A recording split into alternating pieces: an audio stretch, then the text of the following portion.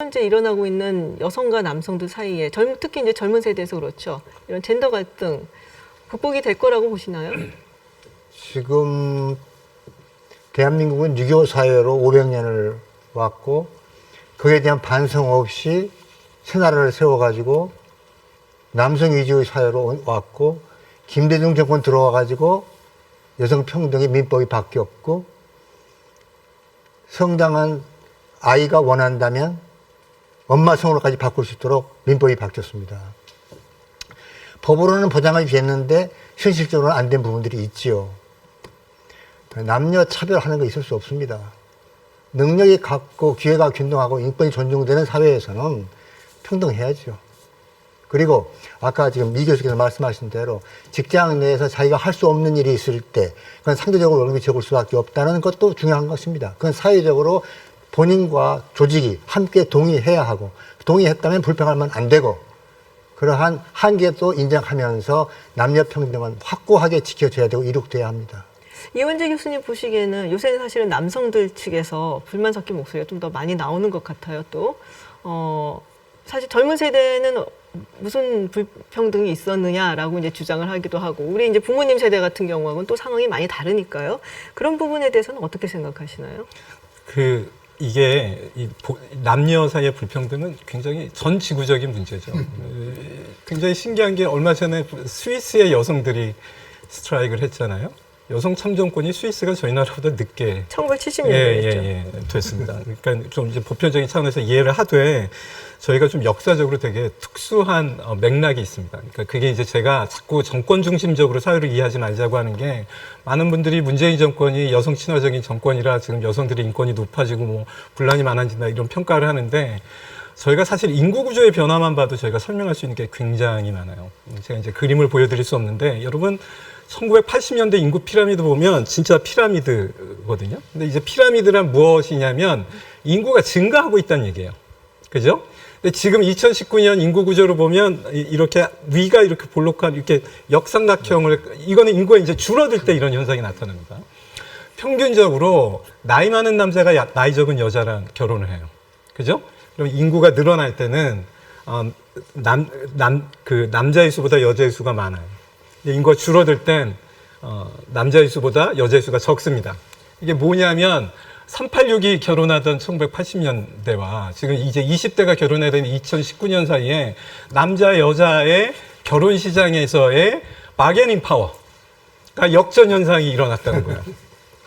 남자들이 예전에는 여러 여자들 앞에서 자기의 조건을 제시했다면 지금 이제 매달려야 되는 이게 평균적으로 이런 메커니즘이 지금 있다는 겁니다. 이거는 근데 인구 구조는 되돌이킬 수가 없어요.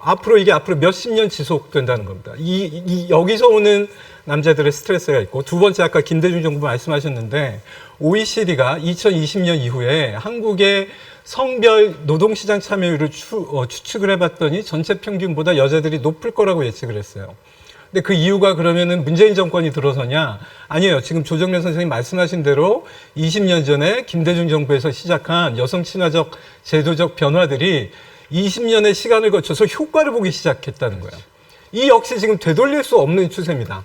자, 사람이 현재 상황에서 불만을 느끼는 건 내 상황이 어렵거나 좋을 때가 아니에요.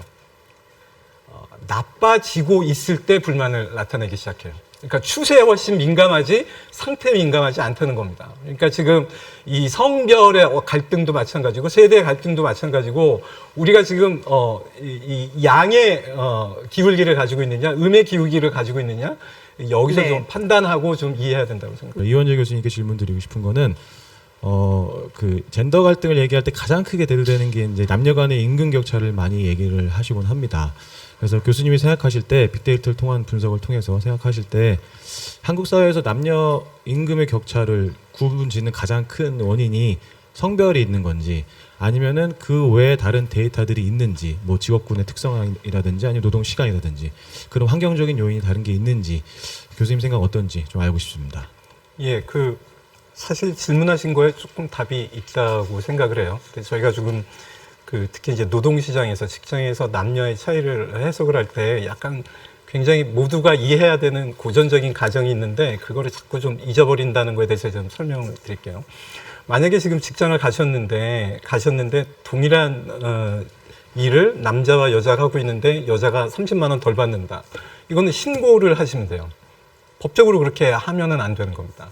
근데 이제 그럼에도 불구하고 우리 사회에서 가장 최근에 이제 노동시장을 분석한 가장 정교한 통계적인 분석의 결과에 따르면 같은 전공에 같은 대학을 졸업해도 같은 나이대인데도 경향적으로 여자들이 임금이 지금 떨어진단 말이죠. 이 원인이 지금 어디서 오느냐? 이제 여러 가지 이제 설명이 있을 수 있습니다. 첫 번째는 직장이 위법을 저지르고 있는 경우예요. 근데 이제 그런 경우는 용기를 가지고 이제 신고하시면 됩니다. 신고해서 이제 하시면 되고. 근데 두 번째로 아주 예전서부터 있었던 원인인데 이제 우리 사회가 그걸 잘 설명을 하지 않습니다. 이렇게 선택이 달라서 그런 거예요. 그러니까 저희가 이제 통계로 이렇게 분포를 그려보면 남자의 분포보다 여자의 분포가 넓습니다. 넓다라는 건 내가 이제 직종을 선택하고 노동시간을 선택을 할 때 폭이 넓은 거예요. 그러니까 남자는 직장을 가서 다른 남자들이 하는 만큼 야근도 일주일에 3번씩 하고 출장도 한 달에 5번씩 가는 걸 한다면 여자들은 똑같이 남자처럼 하는 사람 아니면은 야근과 출장을 못 가는 사람까지 포함해서 이렇게 분포가 넓어진다는 거예요.